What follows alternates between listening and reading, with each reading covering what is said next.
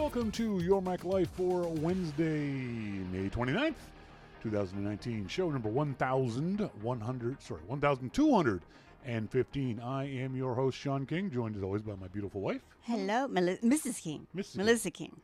What happened to my chat line? Sorry, everything's disappeared. I've got Mo, who's just said something. Isn't it supposed to be running on? I'll show you. Sorry, everyone. Why is that all blank? Because you're in a private message group with Mo. What Aww. the heck? You tramp! Sorry, Mo. I want a divorce. You are so welcome, dear Mo. I sort of looked and went, wow, that's Mo. Pretty cool. Anyway, you're so welcome. Are you back in the regular chat room now? And he deserves it. Yeah, I just got a message from Mo. Hey, big fella. Knock it off. Knock it off. No, yeah. But I made his day. Well, of course you did. You were wonderful to him. You've made my day because I made your day. Anyway, go on. Sorry. Stop it, you two. Get a room. Oh, you had one. You had a private chat room. Huh? On tonight's show, as always, we'll talk to our good friend Jim Dalrymple of The Loop at loopinsight.com. Why have you quit out of the chat room? I'm sorry. I didn't. We'll talk to Jim Dalrymple of The Loop at loopinsight.com about the new iPod Touch. That was a surprise. It hadn't been updated in 4 years, and suddenly Apple yesterday updated it. Talk about that. The background app refresh abuse. I don't know if you read the story in the Washington Post where the Post reporter found that most likely the culprit is apps abusing background app refresh. Turn that off. Unless you need it for specific apps, turn it off. Keep it off. And I have a question with Melissa. Melissa wants to know all about the cloud, so I will teach it to her in 5 minutes. Yeah, that's not going to happen. But she has some questions about the cloud. We were talking about, no, we weren't. I was trying to make a segue into this. Did you see the story? Washington State in America, Washington State governor signs a bill to allow composting of human bodies. This is nothing. There's no app for this. It's not a Mac thing, but it's an interesting idea. I think that in the future, this is the way it's going to be. I'm talking like maybe 50 years, we'll all be composted, and except for the initial Isn't that being buried? No, because they're actually will turn you into compost. You can put on your vegetables, kind of thing. I don't like that idea. Okay, see, I thought you'd be okay with this. What were you all buggy-eyed for? Really? You think this is a good idea? So, allow the composting of human remains within the state. It's the only state, possibly the only government in the world, to explicitly allow natural organic reduction of human remains. The bill legalizes alkaline hydrolysis, a base chemical process that also uses heat, pressure, and water to liquefy remains. So this company, Recompose, will take your remains and turn them into compost. Like literally, your bones and teeth and the hard stuff will get crushed up into fine powdery dust, but your body will be turned into compost that you can use as if you wanted to as regular compost. But the thing is, you're not taking up space. I mean, how many times have you in Vancouver or New York or any major city seen huge tracts of land? Everyone get that joke? Huge tracts of land given over to the storage of coffins. Mm-hmm. That's basically what it is. Mm-hmm. You know, in very close to downtown Vancouver, in Burnaby, I think it's called Forest Lawn, actually. There's this massive cemetery. There's a massive one on 16th and, sorry, I forget the cross street. Anyway, massive. I think Fraser and 16th. Is it Fraser? Yeah, maybe Fraser. That's what I'm talking about. Oh. Monty is not dead yet. But Monty's right. Soylent Green. That was what that movie was about. Yes, exactly. Yeah. The interesting thing I read in this that the process will cost about $5,000, more than traditional cremation, but less than a traditional burial. Don't spend $5,000 on my burial. That's a waste of $5,000. That's a waste of $4,900. Unless you have a religious objection to this idea, why would you care? What should we do with you? Me? If you compost me, send me back to the public gardens in Halifax and have me spread over the rhododendrons. But it's going to cost $5,000. Yeah, see, that's a lot of money. Yeah, there's a lot of money in death. And I don't understand. If you're going to compost, we've got a perfectly good compost pile in the back. Just put me back there. I'm fine with it. Okay, why don't they just bury people upright? It's still taking up space. Mm-hmm. There's no need for the body after you've passed away. Mm-hmm. None whatsoever. Mm-hmm. That body, no matter what we do with it, is going to rot somewhere. Whether it's in a grave, it's useless to everybody. Mm-hmm. If you can, donate your body to science, so people like you can abuse cadavers in school. Oh my gosh, that sounds awful. Rent the wood chipper, yeah. But Fargo, go to I Fargo. honestly don't see a problem with this. I think it's a good idea. I wish the cost was a lot less, but the idea of your body being composted and sprinkled around your garden. We have a beautiful garden here.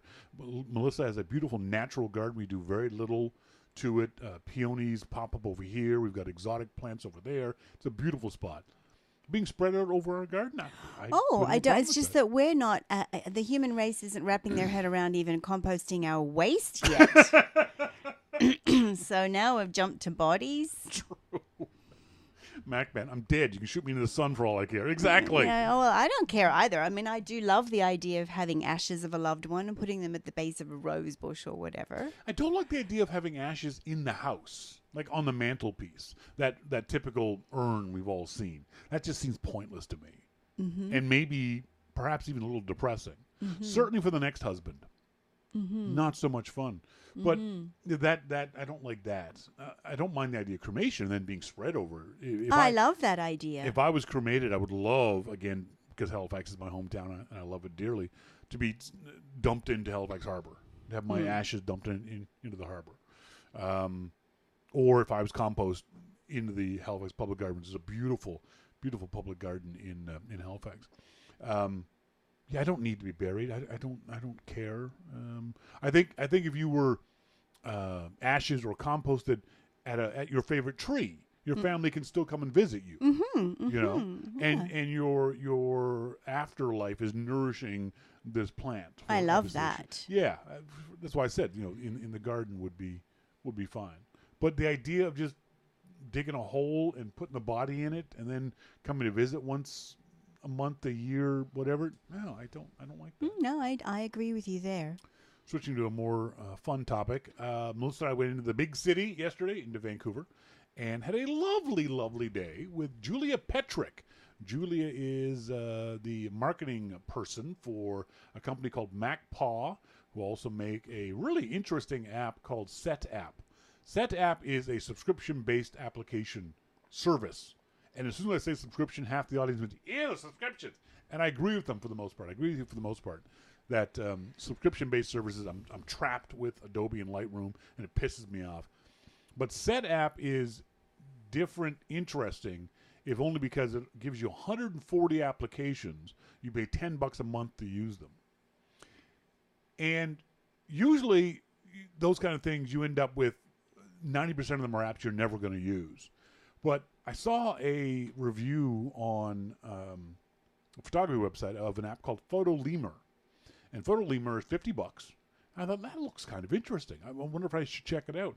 And I thought I was in Google doing a search for Photolemur, but I had hit Command Space. So Spotlight came up. And I hit Photolemur. I looked at it, went, I already have it. And I clicked on it, and I've got it in SetApp. So this app that was $50 that I might have bought, I have for free because it's in SetApp. Oh. Mars Edit, which is a fabulous text editor for HTML, is free in SetApp. So there's a whole bunch of really cool stuff. But she had a lovely choice. SetApp and MacPaw are based in the Ukraine. And it was really interesting chatting with Julia yesterday. Went to a nice little craft brewery in downtown Vancouver in the Olympic Village. In the Olympic Village, yeah. And she was lovely to talk to. We had so much fun. Lovely. Melissa had, ahead of time, thought about her escape route, and yet we were there for the entire 90 minutes and would have stayed longer. Oh, yes. No, it went very quickly. Yeah. Well, the only reason, Julia, was because if you guys wanted to talk about the WW or the Veve Dese or whatever she was saying in Russian. In Russian. Is if you guys want to do the nerd talk. And I thought, well, I'll just escape and go to my appointment. And that was the only reason why. Well, I want to do the nerd talk, but you completely monopolize the conversation. Oh, you've said that over and over. I'm delightful, and Julia was having a lovely time. I could barely get a word in edgewise. Oh, he between the did. two of you. Oh, my gosh. Talking about your kids and all kinds of stuff. You got lots of words in. Not nearly as many as I wanted to. No, well, it's not nearly as many as you usually do, actually. I thought, wow, he's really dampened down because I'm chitty-chatty. Julia has a lovely, beautiful 15-year-old daughter, and Julia's thinking about maybe sending her to Vancouver to go to college, to UBC. Or Yes. The happiest part about the whole thing was the week before Julia had been in Toronto, and I was so happy to hear that she didn't like Toronto at all. Screw you, Toronto. She was like, what is it? What? What's the attraction with Toronto? What's the attraction? Well, that's something, as biased as I am. Everyone knows I hate Toronto. Most Canadians hate Toronto. But it is, to a great deal, true. There's not a lot, in my opinion, that is attractive about Toronto, unlike other Canadian cities. Halifax has this wonderful history and this British colonial history. Montreal has this wonderful European flair. Quebec City, as I told to Julia, is the only walled city left in North America. Vancouver, with its natural beauty. All those things, I think, are better cities, more interesting cities than Toronto. Toronto's got a wonderful multicultural aspect to it. I found the more time I spent in Toronto, the more you discover about Toronto. There are pretty cool areas that you can, different neighborhoods, and I like that about. You kind of go, wow, this is a great area, and I always had a good time there. But it's not an attractive city. No, you have to kind of find those areas. Yep. Yeah, it doesn't have the natural beauty of Vancouver. No. Or that European flair of Montreal, or the quaintness of Halifax. It's right. I always described it as a big big clean American city. That's it. For better or worse. I like the island. I love going over for day trips to Toronto Island. So later on the show, we're going to talk. Melissa has a question about clouds and cloud computing. We'll talk to her about that. We'll talk to our good friend Jim Dalrymple up next about the iPod Touch background app refresh and Apple's defense of itself. They posted a really interesting article in defense of the App Store. We'll talk about that and hopefully much, much more coming up. This is Your Mac Life.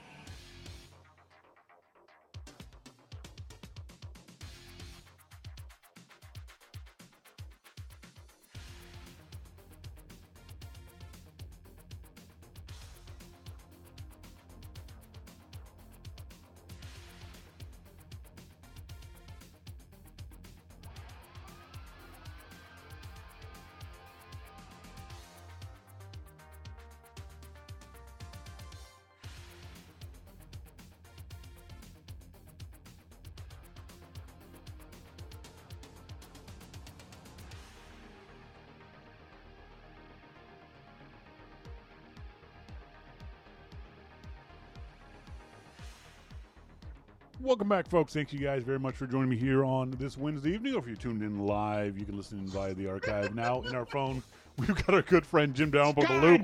Damn it! Just as a warning to the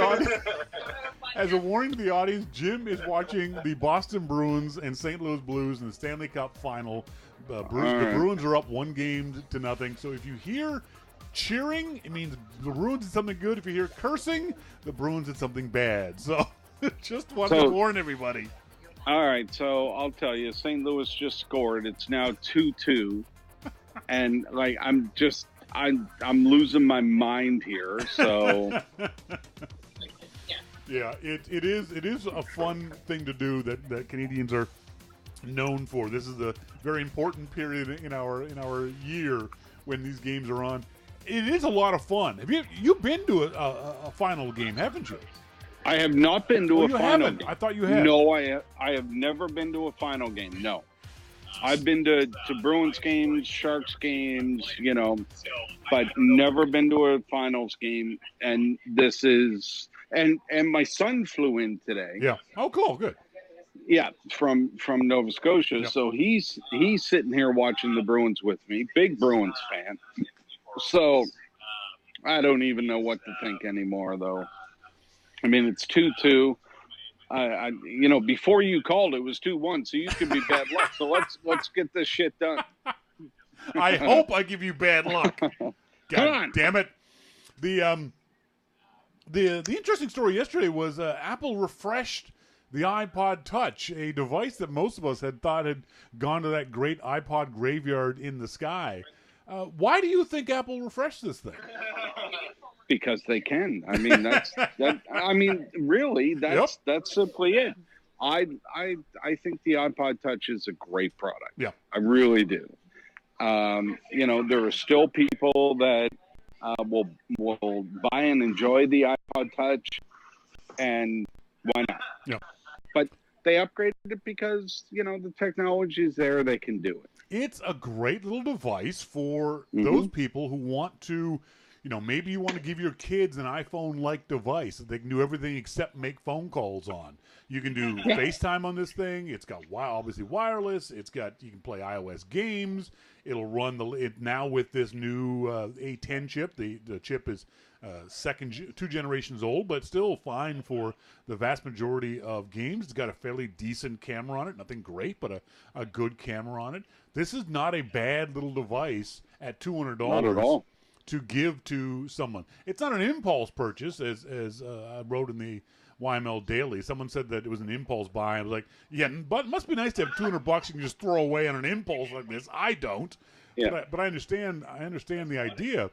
Some people still think that this is a dumb idea by Apple, but I mean, Joanna Stern, who should know better, posted today that Apple's misunderstanding their market. And I wrote back to her and said, no, you're misunderstanding Apple. That if you of all people can't see who the target audience for the iPod Touch is, you're just delusional, lady. Yeah. Well, I don't disagree with that because, I mean, Apple wants as many people as they can to come into the ecosystem as young as they can. Yep. And the iPod Touch is a perfect way to get them there. So, I see nothing wrong with the iPod Touch. I mean, if Apple can still sell them, why would you get rid of them? It makes no sense at all if there's a product out there, and Apple knows how many iPod Touches they've sold over whatever period of time that they want to look at, and they can say, hey, it's only going to cost us X number of dollars to update this thing. We're going to sell another 10 million of them over the next 3 or 4 years. Why not? You don't kill products just because the people at the Wall Street Journal don't understand who the market for it is. You do it because you can make money off of these things, and it serves a segment of your target audience. No, I'm with you 100%. The Apple Insider has an editorial that says, if you can't see a market for the new iPod Touch, you aren't looking very hard. It's a great device for potential switchers. It's a great device for those folks who are always on Wi-Fi, can make calls on FaceTime via Wi-Fi, or don't need a phone to do these things. Grandma and there are a lot of people like that. Yep, that's right. So I don't see any problem at all with Apple upgrading the iPod Touch. I think it's a great move. I wonder how much of it is, and it's probably not much, but how much of it is if Apple ever end of life's the iPod Touch, that'll be the last iPod named product out there, and there's got to be some nostalgia at Apple for that, don't you think? Well, yeah, but they are never really worried about that. Yeah. To be honest, I mean, that's not their thing. MacMan says, why not? The R&D is already a sunk cost, and updating it can't be that expensive for Apple to engineer. And as Gruber says, it's also likely useful at work sites for inventory or tracking. Possibly, but I think the vast majority of iPod Touches are still being sold to average everyday consumers who are using them. Like we said, they're little game devices, they're little cameras that you give to your kids, that kind of thing. I think it's still in the hands of average consumers. I agree with you. Do you remember your first iPod Touch? Did you ever buy an iPod Touch? I never bought one. So yeah, I did. My favorite iPod though was the iPod Nano with a lanyard. Really? Oh yeah, that was amazing. That was the most amazing iPod ever. Put that lanyard over your head, yep, and you have your iPod Touch or your iPod Nano. Yep. And away you went. That's that was funny. my favorite. I would never have guessed that. Oh, yeah. Yeah, another one I never had because for me it just seemed pointless. Because I've got a bigger iPod or I had an iPhone at the time, could put a lot more stuff on that. So that's the way I would use it. MacMan says we used to have iPod based scanners at work. Company had thousands of them, but the reason they got rid of them was battery life sucked and there's no swappable batteries. So this might be a refresh for Apple, for companies like that to buy these things. And if you want to know where Apple sees the iPod Touch, you'll notice that it's not on the front page of Apple.com. It's not in any other section where it's obvious. It's hidden in the music tab of Apple.com. If you wanted to go buy it, that's where you go. You click on music, and then the iPod Touch is at the top. So Apple, at least marketing-wise, still sees this as a music-based device, as a device to put your streaming music or your MP3s on. Well, as one would. It is a music-based device. Yep, I mean, it is.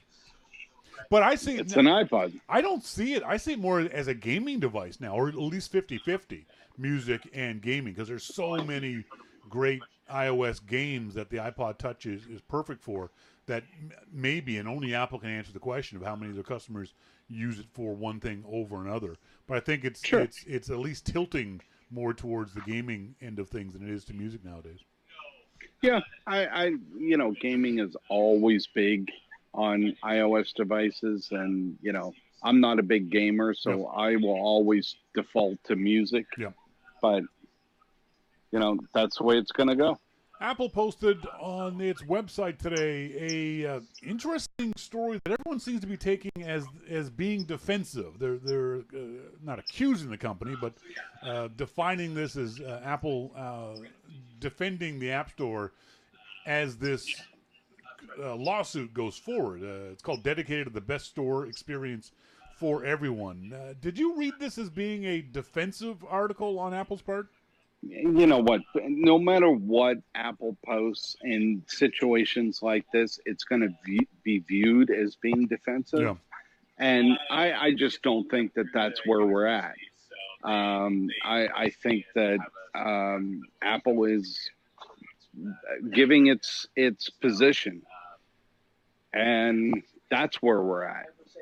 So if you're not on board with Apple's position, you're going to see it as defensive. Yeah. So you're saying it's a neutral article, but it depends on where you're coming from, how you perceive it. Well, look, I think that Apple has a right to put its position out there. Yes. in things like this. And as soon as they do that, because it's Apple, it's viewed as being defensive. And I don't necessarily think it's defensive. I think that they're just putting their view out there.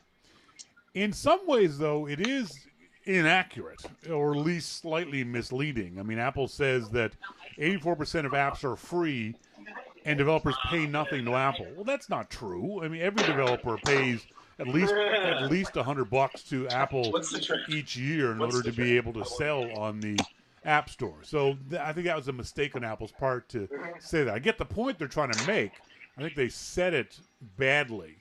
But overall, I think this is a perfectly reasonable article from Apple, and I agree with you that it depends on your point of view whether this is considered to be defensive or not. No, that's exactly right. And you know, people that are neutral are going to say, well, of course Apple's allowed to put out their view of things. Yeah. People that are you know, anti-App Store are going to say, well, Apple's being defensive now that this scandal has come out. Yeah. And that's, to me, that's not the case. You know, so Apple does have a little bit of an advantage, certainly. It doesn't allow users to, for some things like mail and a browser to, or the camera app, set their own default apps. They're sort of forcing users to use the default app, especially users who may not know better. I can't set Chrome up as my browser of choice. I can't set up Moment as my camera app of choice. So Apple is a little bit tilting the playing field to their side of the fence. I think the bigger issue, though, is the 30% cut Apple takes off of things like Spotify and things like that, apps like that, because it forces Spotify to increase their price, in theory, 30% to make up that difference, or take a 30% less profit from the subscription fee, whereas Apple doesn't have to do that. Apple does not have to do that. But, you know, and there's no doubt that people would love to be able to set their own default apps. Yeah. I mean, you really can't argue against being able to set your own default apps. Yes. I don't think. I mean, if you want Chrome, or if you want, you know, a different stock thing to be your default, or if you want Google Maps to be your default, some apps allow you to set your default. So if you're in Fantastical, you can set whether you want to go to Maps or not. Yeah. You know, so some apps do that, but Apple doesn't. And, you know, I can see people's frustration with that for sure. And I think Apple could diffuse a lot of this frustration if they would simply allow that. The average user, my wife doesn't know how to change her browser from Safari to Chrome. She probably doesn't care. So if Apple did that, only those people who are nerdy enough to know how to do this stuff would switch. And they probably already made that choice anyway. It's not like they're going to suddenly discover that they can do this. They're going to do it. They're going to switch to the camera app for Moment or their browser or their maps. It's really no skin off Apple's nose. Those people are probably already using those apps. Apple's just forcing them to do a couple extra steps in order to open up Waze or open up the camera app that they prefer. So I think Apple should do it. After all this time, it's been a long time, Apple. It shouldn't be that difficult a thing to do, or something that they should stop users from doing. I think they're hurting their case by not allowing that kind of choice among users. Yeah, I mean, again, that kind of thing is default apps is just something that we kind of expect. And if Apple has already said that these apps are fine to use and download, then it's kind of hard to see the difference, you know? Yeah, that's it. There's not enough justification for Apple to say this. I can see how they will on many occasions say, well, no, we're not letting this app on our store because it doesn't conform to our guidelines, or we think it's dangerous, or whatever it might be. But if you're going to allow users to download these things, you say they're safe, you say they're okay, and they are, then why not let the user go into settings and choose what they want to be default for Mac? You can do it on the Mac OS. You know, when your browser pops up as a new user, you can choose to make Chrome your default, or Brave, or Opera or Microsoft's new Edge browser, whatever you want. So why can't I have that same functionality built into the iOS as we do with macOS? Yeah, that's a difficult one for sure. Yeah, yeah. I mean, I have no argument for or against that. Yeah, exactly. And I don't think Apple does either. I think that, like I said, I think it hurts the company when they do that. I think this story from Washington Post is going to hurt Apple a lot more than everything else that we've read about and heard about. It's the middle of the night. Do you know who your iPhone is talking to? You read this, and what did you think? Who is your iPhone talking to? And why is it talking to them? You know, did this article raise some concerns for you? Well, okay. First of all, it's Jeffrey Fowler. So I cannot. I don't know.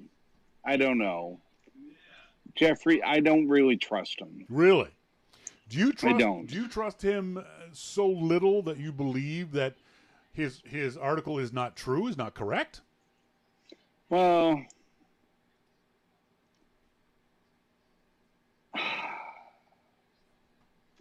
I don't know. I don't know if I want to go that far. I don't like the writing.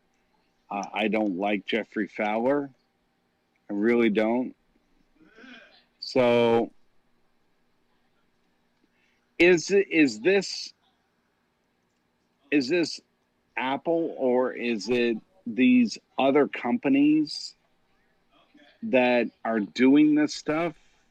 I mean, this is where I think a lot of the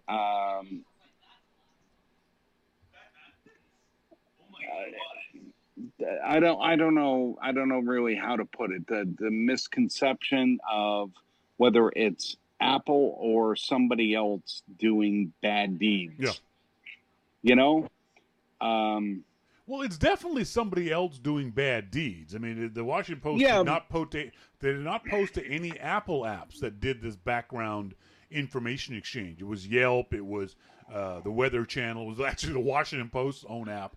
He never accused Apple of doing this stuff. He's accusing the iPhone. Yes. And I see. To me, that's just a headline grabber. Yeah. And why doesn't he say, well, don't use the Washington Post app because, we're bad. He doesn't say that. Yeah, he doesn't say don't use Microsoft, or he doesn't say don't use Spotify. I mean, the headline is very clear, and Apple and iPhone. So, but his point is, or one of the points I think is a valid point, as he says, or as I said in the YML Daily today, Apple has made a very big point of emphasis that, as they said during CES this past January, they had a big billboard that said what happens on your iPhone stays in your iPhone. Apple's taking responsibility for this. Apple is saying our device is secure. Not saying our apps are secure. They tell customers, our device is secure. Data does not leave your device. And that's patently not true. And I think that's where Apple's going to get themselves in a lot of trouble if they don't respond to this. Yeah, see, and this is where, I mean, they could get in trouble, they could not, because Apple could say, well, all of the information that you give us is secure. Yeah. So iCloud, iTunes, everything to do with Apple is secure. But, when you deal with these other companies, Microsoft and Intuit and Nike and, Yep. That's when you can, I mean, why are we dealing with those companies then? But that's not what the article intimates. It's I mean, Jeffrey tries to say that it's the iPhone. Yeah. It's not the iPhone.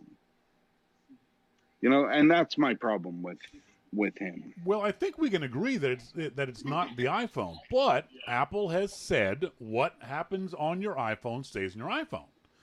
You're right. He's proven that's not true. Doesn't matter whose fault it is. Apple has made the statement. Apple has drawn that line in the sand. And that line was crossed, whether Apple did it or someone else did it, but it was crossed. And Apple's got to do something about this. I don't think this is something that Apple can brush under the table and say, oh, it's just those other apps' fault. If Apple hadn't said this, if Apple hadn't made this point of emphasis, they've got TV ads and YouTube videos and big billboards at CES. And it's part of their push. They had Craig Federighi did an interview with The Independent earlier in the week that said, you know, we privacy is important to us, blah, blah, blah, blah, blah. If you make that stand, you got to take responsibility when that privacy, and I think it's a mistake for Apple to make that stand. I was surprised that Apple has done this kind of campaign where they haven't made what you just said clear, saying Apple's apps are secure and no data is leaking and those kinds of things. If Apple had said that, they could very easily point to this article and go, well, yeah, this is all their fault. Go talk to Yelp. Go talk to the Weather Channel. We got nothing to do with that, but they didn't. And that's where they're going to get in a lot of trouble because of this. Well, yeah, and I don't disagree with that. It'll be interesting to see how Apple changes. I mean, they're going to have to make a change to how they allow other companies in their apps to collect data. Yeah. You know, because clearly if these things are calling back, and I mean, there are a couple of big partners in here for Apple, Nike and Microsoft. You know, I mean, those are huge partners for Apple. It is, and it's part of the whole problem that the user doesn't know this is happening. Right. I think it would be different if the user had to approve of this and they do, and the sleazy way that developers get around this is by saying, well, it's in your end user licensing agreement. Oh, screw you. You know no one reads that stuff. So don't be sleazy and hide things back there. When the app opens up, it should say, we're going to collect this data and we're going to send it. Do you mind? Yes, I mind. Don't do that. I've never had background app refresh on any of my iPhones. And as a matter of fact, when I go to bed at night, I turn off Wi-Fi, turn off my cellular connection. I put my phone into airplane mode. So really? Yeah. And you know why? Tell me. I don't want phone calls in the middle of the night saying someone died. I don't care. I can't do anything about it. Huh. So seriously, I've had that phone call. All right. I don't want to have that phone call ever again. When someone dies and someone calls me, I'll go to voicemail. I can't do anything about it right now. It's 3 a.m. I'll find out in the morning. You know, I just don't want the phone call. But I also don't want to be disturbed in the middle of the night and that kind of stuff. That's cold, man. It is. It's absolutely stone cold. But I've gotten the phone call. I don't want it again. No, I get that. I've had that as well. But the other issue is this uses up data. This is if you're on cellular and you're like us, you've got a limited amount of cellular data per month. I don't want any of it wasted with Yelp pinging my phone every 5 minutes saying, you still there? You still there? You still there? So that's the other reason why I turn it off. We only get 4 gigabytes of data shared between Melissa and I. Melissa needs a lot of that for when yes, I know. It's obscene. 4 gigs of data shared. 4 gigs shared between the two of us. Oh my God. So I don't want these apps sending data in the middle of the night or when I'm not on Wi-Fi sending out data. I've got my cellular turned off 95% of the time. It's only when I want to make a call will I turn on my cellular stuff because I don't want accidental data leakage from apps or phone calls or whatever else it might be. Wow. So it's definitely a concern in a number of different ways, and it's going to be interesting, I think. Do you think Apple will respond to this article? Well, I think Apple needs to do something. Yeah. Respond to it is a different thing. Yeah. So if they all of a sudden implement a new policy, then I wouldn't be surprised at all with that. Yeah. Like, no phoning home. Yeah. That type of thing. If nothing, I wouldn't be surprised at all. For a lot of folks, they may not understand what's going on, but this background app refresh, a great example is your weather apps. Your weather apps in the background, while you're not using them, will go out and get weather data, so that when you open the app up, the weather is already right there. You don't have to wait for the weather data. It's not a big deal, but it happens. Same with mail apps. Mail apps will work in the background and suck data off your mail server, so that when you open up the app, your mail is already there. You don't got to wait for it.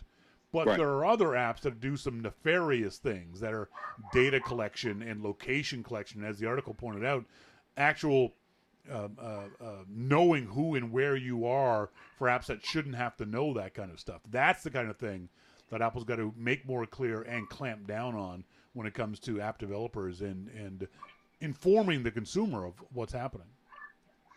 Yeah.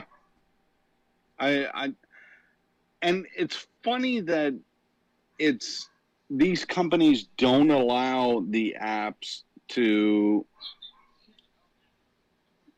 do that kind of stuff. Yeah. They don't allow you to okay the transfer of data. Yeah. How are you using our app? No, I don't want you to know that. That's right. Or yeah, whatever. I don't care. Go ahead and transfer data. Yep. I mean, that the amount of data transferred is not big. Well, it's not eating up or eating into your 4 gigabytes. If I'm on cellular, it is. Well, come on. They're not. They're transferring basically text. Yep. This is how you're using it. That's kilobytes. Yes. It's not transferring anything that's really going to cost you data wise. The article said 1.5 gigs per month. Well, that's a lot of data, dude. That's a third of my data. Okay, well, for you that's different, but you're in a third world country. Exactly, so. That's right. You're not wrong there. For most normal countries, yep. that wouldn't affect things. But even 1.5 is, it is big. No. But I would want to know why. First, why is this allowed? Yep. Why is my phone allowed to call home to certain apps? Mm-hmm. Why do those companies want me to call home? What is it they're looking for? Yep. I mean, there's a lot of things in here. But then we come down to the whole big question again about privacy. Mm-hmm. Yep. And people will read this article and say, oh, my God. Well, but, on an Android phone, Google already has everything that they need. So, right. They don't need to call home because they just track you everywhere you go anyway. So, I mean, is this good? No, absolutely not. I mean, we definitely need to know why this is happening and what can be done. The app, the article linked to an app called Disconnect, Protect Me or something like that, and I downloaded it this afternoon after I read the article, and I just opened up my iPhone now, and it says, "Congratulations, you have now blocked over 100 trackers." Wow. That's in a couple of hours. Now the problem is some of those trackers are legitimate, and users will freak out, going, "I'm being tracked! I'm being tracked!" Well, maybe that's the wrong word that we're using, but some of those trackers are legitimate and things that you would approve of if you saw them. Your weather app going out and getting weather data from the government servers, that's fine. Go ahead and do that. But otherwise, I don't think users want to approve every single tracker that goes by. This says 118. No, that's true. This says 118 trackers have been blocked since 1 o'clock this afternoon, and it's saved me 10.2 megabytes of data in those 118 trackers. So that's significant. Yeah, well, it is. I think this is an opportunity for Apple to, the folks in the IRC chat room are talking about it. There's an app called Guardian Firewall, Monty says, that's available in the App Store now for pre-order, that some of the folks says that Apple will or might buy. Should Apple have a pre-installed VPN on either their Mac devices or their iOS devices? I mean, now you're really getting into shit. I mean, you know, if you're talking VPN and proxies and you know, all of this kind of stuff, now you're really getting into stuff that if Apple does do something like that, it has got to be so seamless. But what if you download an app, like you want the weather where you are, and it sends out a ping and it gets blocked and you don't get the weather? Well, this iPhone doesn't work. That's right. And, you know, I mean, now you're in a whole world of hurt. Yep. You know, you have to, at that point, either say, yes, I want this to be allowed, or no. Yep. In other words, you're never going to get the weather where you are. And remember when Microsoft did this with Windows, some version that they put out? Like, are you sure? Are you really sure that you want? Yeah. Are you really? And you had to click like 20 buttons to say, yes, God, I'm sure. Please leave me alone. I'm sure. You know, that's what we're getting into now. Yeah, it's a bad spot. It is a bad spot. It would be a giant hairball for Apple. I mean, because it's got to be 100% seamless. It's got to be put on there and optional for users, and only the nerds would get a hold of it. You know what I mean? Right. That for the average user, they'd never see it. It'd be hidden behind 18 different walls. But for those folks who actually want it, they can use it. Here's an example of some of the 118, and this, again, is part of the problem. You see 118 trackers and you freak out, but here's one for Apple DNS, buy iTunes.apple, Amazon, weather app, Twitter, iCloud. So these are all services trackers that have gone out and transferred information from my iPhone to their servers, but those are all legitimate. I have no problem with any of those. Again, iCloud, Twitter, Apple DNS, Apple. There's a bunch of Apple ones here. So not every tracker is a bad tracker, and that's part of the education that we have to have for users. So you're either going to cripple your iPhone to the point where it doesn't work. Exactly. You know, and will an average user know that? Yep. No. Right. Yep. So what would you do with your wife if she came to you with this? Well, for me, it's different because I would understand that. But what would happen if the average person went to the next average person and said, "Hey, why is this happening?" And the people would freak out. I don't know. Oh my God, turn it off. Throw your phone away. At least for me, I would hopefully understand what's being blocked and why it's being blocked because I'm a bit of a nerd. But if it's just average everyday folks that are passing these things back and forth, you know, why can't I get to this? Well, your VPN is turned on. What's a VPN? Well, I turned it on for you. Okay. Why'd you turn it on for me? You know, it just gets ugly. So how would an average everyday person even know to do this blocker, though? Yep, exactly. You know, I mean, Yeah, Apple's definitely between a rock and a hard place in this one, but they've taken the responsibility in saying what stays in your iPhone, what happens in your iPhone stays in your iPhone. So if they're using that as a tagline, as a way to differentiate themselves from Android, they've got to do something about this. They can't let this story just hang there and not address it in some way, shape, or form. What do you think Apple will do? I think Apple will address this at WWDC. I don't know if they've already had something planned or they're scrambling now to throw up a bunch more slides to say how protective they are. But I also believe they will tell developers, you guys got to stop doing this, and you've got to. We're going to find ways to make you report this to your users, whether the user chooses to know this stuff and they click on a setting, or whether we force the users to deal with it by having these pop-up screens all the time. Apple's got to do something. I don't think that they will do anything publicly. Interesting. At WDC, for sure. They're not going to put that in the keynote. No. Yeah, it's probably too late for WWDC. Everything else is probably locked in. Unless, like I said, they'd already been planning something along these lines months ago, and this story just broke, and they'll be able to point to it as justification for that. But they will do something. It's a matter of what they're going to do is really the interesting thing. Right. I lost my beer. I'm wandering around looking for How are you even coherent? I know. I found it, though. I just found it. Good to hear. I don't think Apple will address it publicly at WDC at the keynote, because that's just not the place. So will they address it? I think so. Yeah. But, it could also be that this is Jeffrey Fowler making more out of this than what is warranted. Yeah, that's true.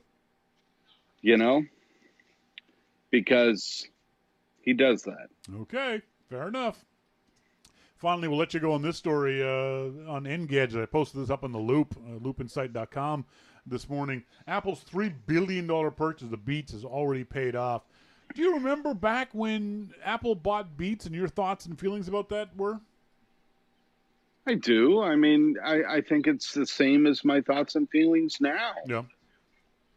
Which are?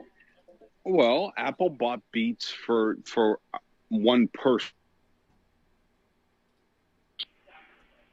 You think they bought just for Iovine and not Dre? Sorry, my yes, I do think that they bought it for Iovine. Interesting. They certainly didn't buy it for Beats headphones, because Beats headphones suck. They didn't buy it for Dre. Yeah. Because Dre is washed up and gone. Oh, dude. That's kind of harsh. Now, come on. No, I'm being honest here. I mean, are we not being honest? Do you not want me to be honest? I want you always to be honest. Dre is a magnificent performer and artist that they really wanted, and that's all they bought Beats for. I mean, come on. I almost choked saying those words. No kidding, yeah. So, yeah, I mean, they bought it for Iovine. Yeah. That's it. And, they didn't need Beats subscriber list, and they didn't need, Beats anything. Yeah. Maybe some technology behind the scenes on how to make things work, but they've changed all that now. So Apple Music is continuing to grow, and it's continuing to evolve. So, has it paid off? Probably. Yeah. I think it has. I think it absolutely has. Yeah. And I also think from what I've read, Beats are getting better. That's not saying a lot, because I agree with you. They were awful to begin with. I think they are getting better, and because of Apple, they're getting more interesting technology. The new wireless Beats that they just announced recently are a good competitor to the AirPods. Beats wireless over-the-ear headphones are still pretty good for what they are. They capture a good percentage of the market because of the marketing of them, not because of the sound quality of them. I think it's it's an interesting move for Apple to have done this in the beginning. I think this was the biggest single Apple purchase of a company in its history. This $3 billion for Beats. I don't see it being. People always point to this as being, well, Apple never makes. I'll say things like Apple never makes huge purchases, and they'll say, well, what about Beats? They can buy Netflix and Tesla now. No, it's not. It was a whole different thing, and I don't think Apple's going to do that and make this kind of major purchase again, unless there are people involved like Iovine, like Dre, and their connections and their street cred and their marketing, which I think is a big deal. I've always found it really interesting that Apple is still keeping Beats as a separate entity. There is no Apple logo on Beats headphones. And I think they're doing that for a very, very good reason. I may not know what the reason is. I think they've got a very clever marketing campaign around that. Yeah, exactly. And that's what it is. It's a marketing campaign. I mean, Beats has, a great marketing arm, and they can sell shitty headphones to people because the people will buy them because stars have them. Yeah, that's right. That's basically Beats marketing right there. I agree. But it also makes me question those stars too. I mean, there's a picture of LeBron James. You'd think that LeBron James can afford the best headphones in the world, and he would which are not Beats, and yet LeBron goes everywhere with his Beats headphones. To me, and it's a weird kind of thought that I have. That means LeBron is just the average goober the rest of us are. Right. You know. So if I came to you and say, hey, Shawn, I know that you've been doing podcasts and stuff for years. You're an audio type of guy, and I'm from Beats, and I'd really like you to only be seen in public in Beats headphones, and we'll pay you $10 million if you do that, only to be seen in Beats. So when you walk into a podcast and it's on film, you're only in Beats headphones. Would you do that? What would you say? In a heartbeat. Right. In a heartbeat. Not 10 million? Jeez, dude, a tenth of that. Now, Shawn, we understand that Beats headphones suck balls. Yes.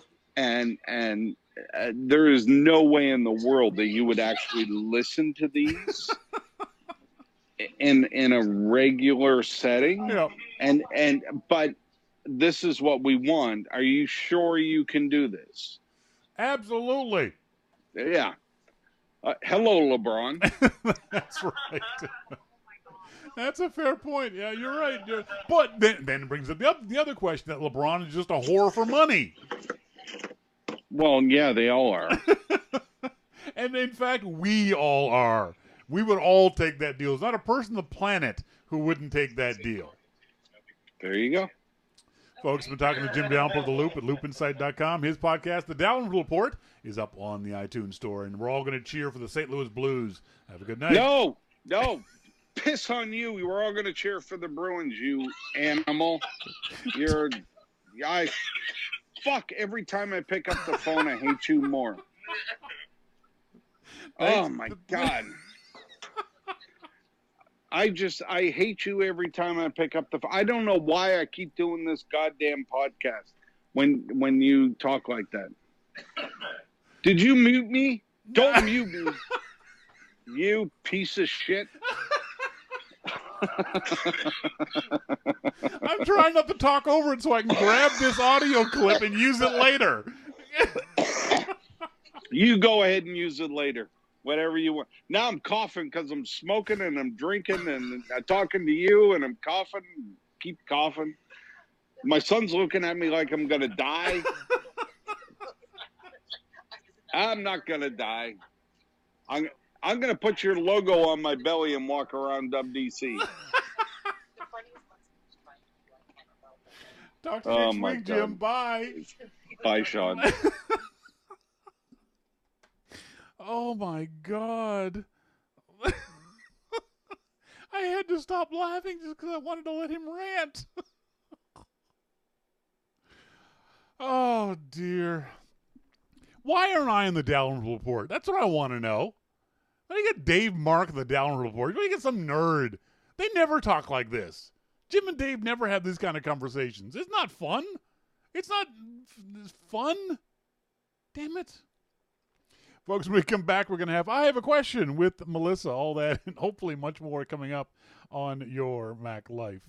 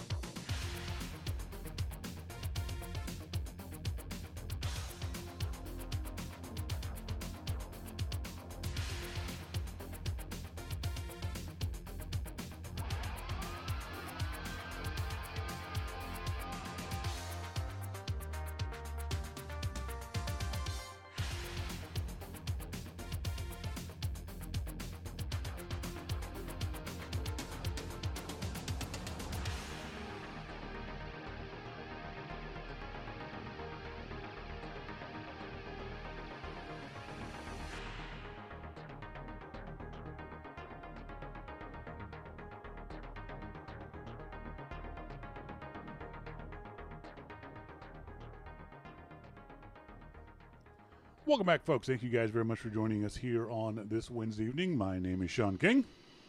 I'm Melissa King. Thank you, guys. If you listen to the archive or tuned in live, either way, thank you. Hang on, I'm just trying to get my camera for Melissa back up after you missed the insanity of Jim Dalrymple just cursing at me, swearing viciously, brutally, just abusing me in ways that you would really appreciate. Sorry, I missed that. Oh, well, don't worry about it. I'll save it for posterity and post it on Okay. Twitter at some point. This is our I Have a Question with Melissa. Well, my question this week is about the cloud. Yes. Because I'm a healthcare professional. And, all my life I have known and followed the stringent guidelines that healthcare have in regards to privacy and confidentiality. And I was with a therapist here on the coast who had come to see me because I've been mentoring her via email. And she explained to me that in her district, the tech guy there was being very sort of coming down on people for sending or keeping or whatever confidential information regarding children, the students, etc. Education system is very, very different in their guidelines. I don't know if they even have any, which is amazing to me, about their documentation. So in my district, it's very email oriented. Took me a long time to think, oh, okay, so I'm emailing reports and confidential information and et cetera, et cetera. Whereas my colleagues in the healthcare industry will send things PDF, password, sensitive and all that stuff. And so I asked Shawn, what's the cloud? Because that was the rationale behind this tech guy saying, well, everything's going to the cloud and the cloud isn't secure.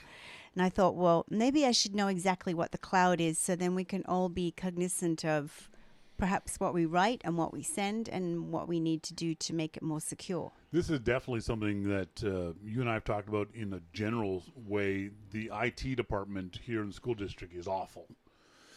The IT department seems to think that the computers they give you guys and their systems are theirs, and you have to adapt to what they want. A good IT department adapts the systems to the user and not vice versa. I think it was shortly after we met, they had switched. You were using, what system were you using email and communication wise? Was First Mail or? It was First Class. First Class. Now it's Outlook. And without any consultation from the users, without asking you guys, without saying, hey, this is a good idea, they just said, we're going to stop doing this, we're going to go to Outlook. And then they expected you to figure it out, didn't they?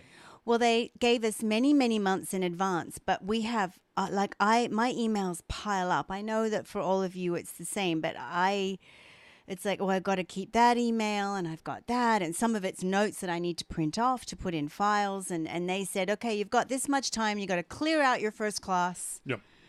And because we're going to switch to Outlook in the middle of the very busy school year. But there wasn't any consultation with you guys and saying, hey, is this a good idea? Do you want to do this? No. It was just the IT guy saying, we're going to do this. Yes. So that's give you some background on Melissa's IT guys. In the big picture, air quotes, the cloud is simply your data on someone else's computer. Right. Monty's just said that. Yeah. It belongs to someone else. You take your data, and because of the internet, we can move that data from your computer to a computer somewhere else. And because you don't know where that somewhere else is, we call it the cloud. It's not an actual cloud. It's not fluffy and white and that kind of stuff. It's on a data center, a big, huge data center in Oregon or in North Carolina or Ottawa, wherever it might be. You don't even know where it is. You're just sending data out there. And these other companies, these other IT departments are holding on to that data until you need it or until you tell someone else to go get it. That's the basis of what the cloud is. It's just someone else's computer where your stuff is. And unless you know who has that, who owns that computer, who controls that computer, who manages that computer, it's safe to assume that computer, that server, is insecure. That's the safest way to go about this, is assume that pretty much anybody can read the data that you sent to that server, unless you know that server is secure, unless you've been told or you own it or whatever it might be. And by the way, not the vast majority of servers are not secure from all hacking. It happened a couple of months ago. The NSA got hacked. Their servers got hacked. Now, not the super government ones, but anyway. So pretty much every computer with enough resources behind it, a hacker can get into it. It's unlikely that someone's going to hack your guys' server, but it's still not a secure server unless your IT guys have said, this is locked down, this is secure, do not worry about your stuff. As Monty, I think it was Dave D says, email is not secure. There's an old... But when, I'm sorry, so when Dave says email's not secure, email through Exchange, is that Exchange like a Outlook or a First Class? Oh, so it can be secure within a company. Okay, so does that mean that Outlook could be secure within this district as a company? It could be, but unless you've been told it is, assume it isn't. And especially with the IT guys that you guys have, I'd assume it isn't secure. I'd say that I don't trust those guys, that I don't think they know what they're doing, and therefore they're probably not secure. As MacMan says, it could be if it's configured to be. And you can ask them. You know, you can ask what kind of security do our email servers and other servers have. Well, this is the education system, and believe it or not, it's a very different system to the healthcare system. Yeah. So I'm thinking they don't really understand That's right. How important this is. The old cliche about email is don't write an email you don't want your mom to see. Most email is insecure because most email wasn't considered to be that important. It's just text on the page, so it just sent. The way email works is when you send me an email, it doesn't go directly from your computer to my computer. It goes to whatever mail server you've got it connected to. In this case, maybe it's mail.schooldistrict.bc.ca. And that a mail server is just a little computer that's sitting somewhere connected to the internet that does nothing but mail. It just takes mail, looks at the address of the mail, and sends the mail back on to where it wants to go. For me, it's DreamHost is my email provider. It's mail.yourmaclifeshow.com. So when I send an email to you, it goes to that server first. Now, I don't know where that server is. I literally have no idea where that physical server is. I don't know how secure that server is. It may or may not be. I don't really care because I don't send sensitive emails that way. You can assume... And I remember this back in the dark ages of the internet when I worked at an ISP, and we were told if we wanted to, we could sit there and read every single email that our customers send us. If we wanted to. We don't want to. We don't care. But in theory, they could because your email is sent as what's called plain text. It's readable by anybody who can intercept it along the way. So assume that, and that being the case, your documents associated with that email, if you've attached a PDF or attached a Word document. Oh, they're not PDF. We're not sending them PDF because each of us have to contribute and change and edit and so you're using whatever. Word. Yes. So those Word documents can be read by someone who wanted to intercept them. So no, they're not secure. You can make them secure, but security is always directly proportional to the effort you want to put into it. You can make something 100% secure, but it ain't going anywhere. It's staying on your computer. Your computer is unplugged. You've ripped the wireless card out of it. You can't get on the internet. That's 100% secure. So, but we don't want that. We want to be able to get to the internet. We want to. So you're giving up some security for some convenience, and it's that balancing act that is really, really tough. Most users don't want to go through all the steps it takes to be secure. They don't want to create PDFs with passwords and then send the password in a different methodology. They don't want to go through all the hoops to make things I would imagine, secure. Though, that I know that where I worked at another agency, I mean, it was strict. We had strict, so it was an effort. It was like, okay, this isn't secure. We can't do it this way. And we had our tech guys constantly looking at all of that, on a regular basis. So hospitals and doctors and things like they must have to go to that effort by law. Yes. That doesn't mean that they're 100% secure.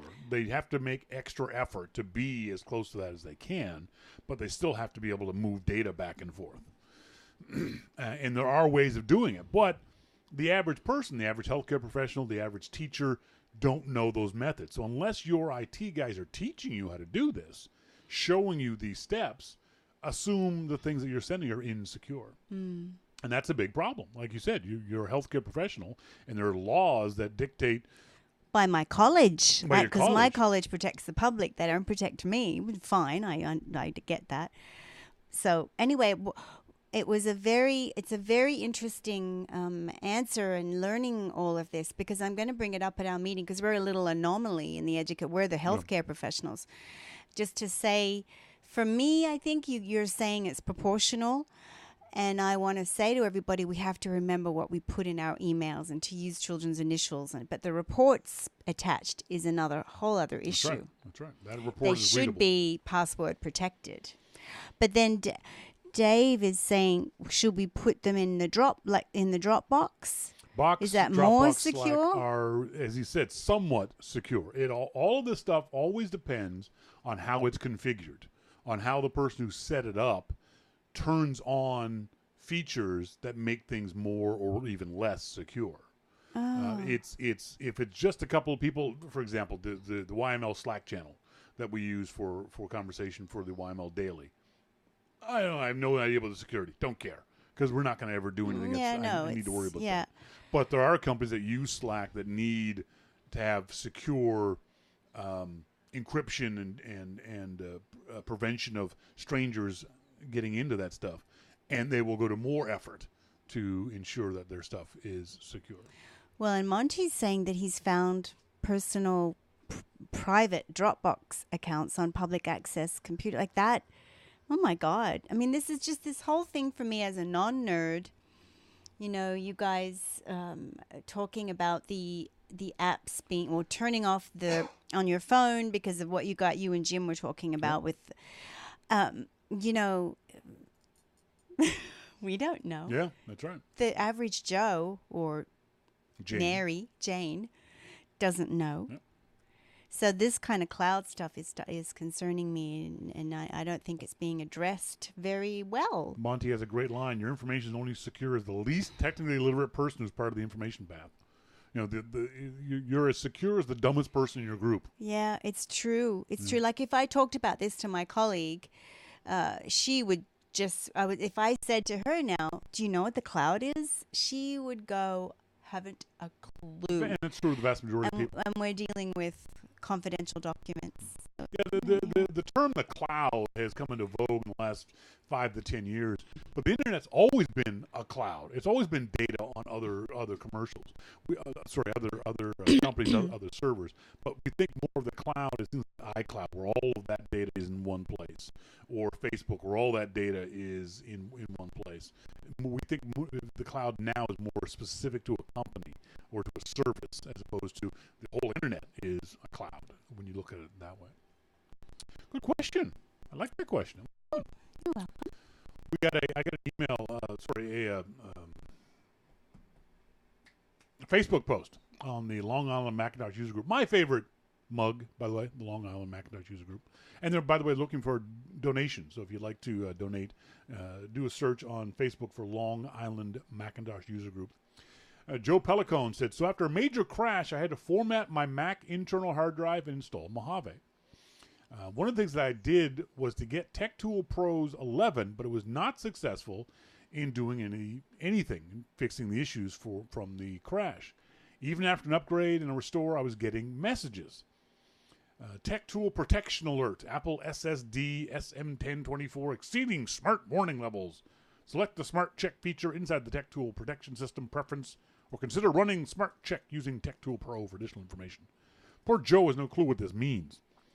He said, I took the computer to Apple Huntington for diagnosis, and they said nothing is wrong. The Tech Tool Pro 11 gives me this pop-up several times a day. Should I be worried? And I wrote back to him, hell yes! You have a hard drive that's about to undergo a catastrophic failure. Or maybe not. Part of the problem with this kind of stuff is you don't know. You can get these warnings, and the Tech Tool Pro alert isn't very helpful for the average person. But the idea is, MacMan says, if it's throwing smart errors, that's not good. First thing, your Apple Huntington guys should have seen this. Joe, if you haven't sent them this Tech Tool Pro alert screenshot, you should, because hopefully the genius at Apple Huntington would look at this and go, yeah, this is an indication that your SSD drive might be ready to fail. The problem is you can't say, yes, next Tuesday, this thing is shutting down. A year from now, this is shutting down. You don't know. But, because you don't know, what you have to do, Joe, is be proactive. First thing you do, back up everything on that drive. Back it up in 2 places on that drive. If you can, remove the internal drive, put a new drive in there. This is an SSD drive. It sounds like, as someone, Chris Gorman says, it fails when it's unable to write to you had a major crash due to a failing drive. It fails when it's unable to write to a bad sector or a bad section of the drive. It keeps trying and trying and trying and gets so many in a row it now just stops. Reformatting and reinstalling doesn't get rid of the bad segments. The bad segments are physically bad segments on the drive. It used to be a lot worse in the days of physical hard drives. But it can even happen with a flash all silicon SSD drive. It just covers them up until the drive needs to use them again. Then they spread. So it's definitely something that you need to do something about. Do not ignore these warnings. MacMan says, anytime a drive throws smart errors, it's time to back everything up and replace the drive. What you need to do is either replace the drive, or if you can't do that, take the data, make sure you've got backups every hour. You run Time Machine, run Carbon Copy Cloner, run whatever you got to run, and make sure you've got consistent backups, very, very, very recent backups. Because this drive, I'm going to say, it's going to fail. All drives are going to fail at some point, but for you, I'm going to say that it's going to fail very soon. You don't want that to happen. So, Joe, check to make sure. What was the? I don't know what the. He said it's a iMac in turn. He didn't say which iMac, but in general, if you maybe one of your guys at LiMac, the process of replacing an SSD drive is not difficult if you have the technical chops for it. You can go to ifixit.org, and they've got a step-by-step instructions on how to replace an SSD drive. The problem is you sound like you say you've got an iMac. iMacs are not easily reconfigurable. It's not going to be an easy process for you to pull an SSD drive out of an iMac and put another one in. So maybe someone at LiMac can help you along with the iFixit stuff, or you can find somebody, maybe Apple, maybe somebody else, who can replace an SSD drive for you. But it's not going to be easy. I'll guarantee you it's not going to be easy. My sympathies, it's going to be a giant pain in the butt for you. Just checking my emails, see if I got any emails from folks this past week. Hank says, is it true that I can only look for my phone on another iOS device? I lost my phone this morning and sat down in a panic on my desktop, and nowhere could I find an app for Find My Phone, my iPhone. What happens if your iPhone is your only iOS device and it's lost? Hank, it's not true. You can do Find My iPhone and Find My Friends from iCloud on your desktop. You just go to iCloud.com, enter in your Apple ID, enter in your Apple ID password. It'll pop up, and you'll see there at the bottom row you have Find My Friends and Find My iPhone. And you click on the Find My iPhone, and it will help you locate where your iPhone is. Yeah, that would be kind of silly if Apple would only let you do it one way. That would not be a good thing. We were looking at iCloud today, you and I, because the cloud thing. Mm-hmm. Yeah, because you were explaining also iCloud. Yes. iCloud is different from the cloud. It's similar, but it's Apple's version of the cloud just for people who have a Mac OS or an iOS, iPhone, iPad device. It's on automatically when you get an iPhone. It'll ask you if you want to use iCloud. The problem with iCloud is Apple only gives you 5 gigabytes of data on iCloud. You have to pay for more. Oh, that's right. And nowadays, with the size of images, pictures on our phones, apps, that kind of stuff, you fill up iCloud very quickly because you only get 5 gigs for all of your devices.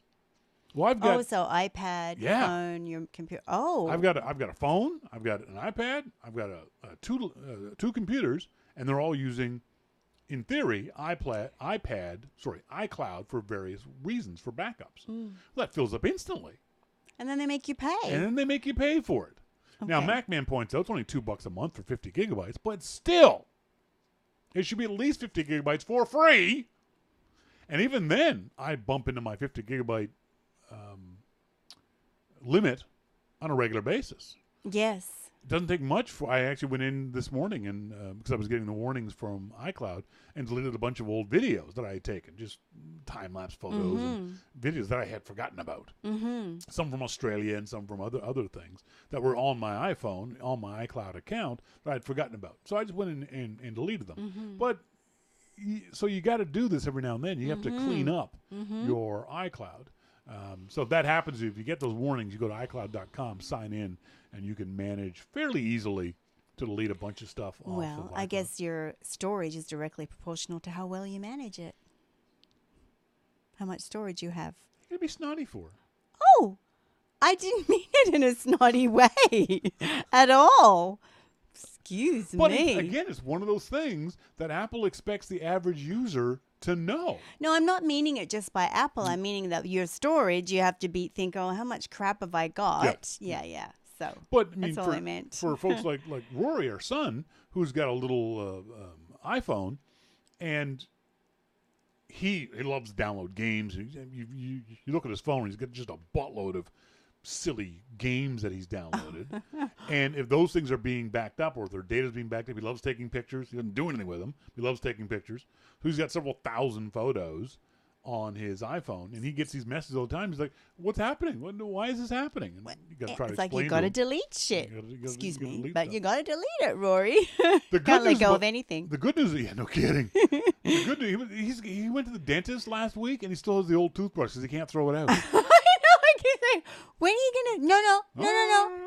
No. He's one of those. He's gonna be a hoarder. He really is. But the great thing about iCloud, as I explained to Melissa, is you can access iCloud from any computer anywhere in the world. So if we wanted to look at photos on iCloud while we were in Lisbon, it's a simple matter of going to iCloud.com and boom, all your photos there. So it's convenient, certainly. But it feels a bit chintzy for Apple to limit to 5 gigabytes for the Apple ID.